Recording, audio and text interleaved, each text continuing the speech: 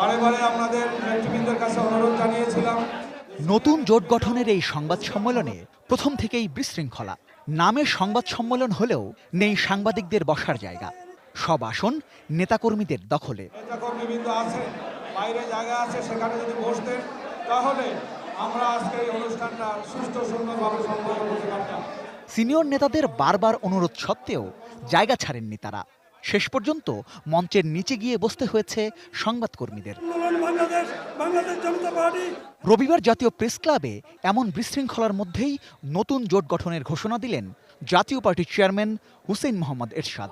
জাতীয় পার্টির নেতৃত্বে গঠিত সম্মিলিত জাতীয় জোটের চেয়ারম্যানও তিনি।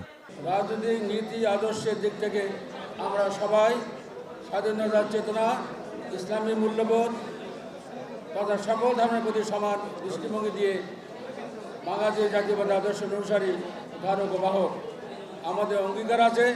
এ জোটে কোনো স্বাধীনতা বিরোধী শক্তির জায়গা হবে না।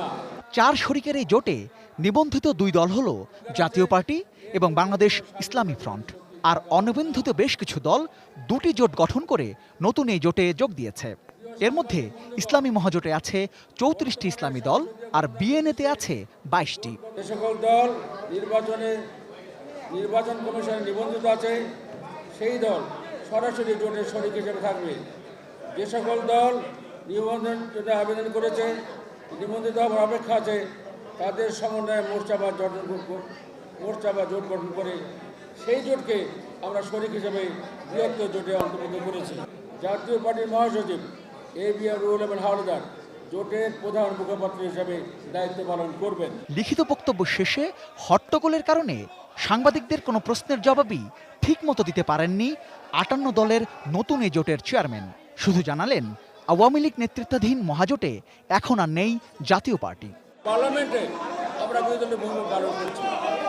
এই যে মহাজোট এককালে ছিল, আমরা সেই মহাজোটে ছিলাম, এখন সেই মহাজোটে আমরা নাই। তবে ভবিষ্যৎ রাজনীতি কী হবে এখন বলা মুশকিল, অনেক কিছু ঘটতে পারে, রাজনীতি শেষ কথা বলে কিছু নাই।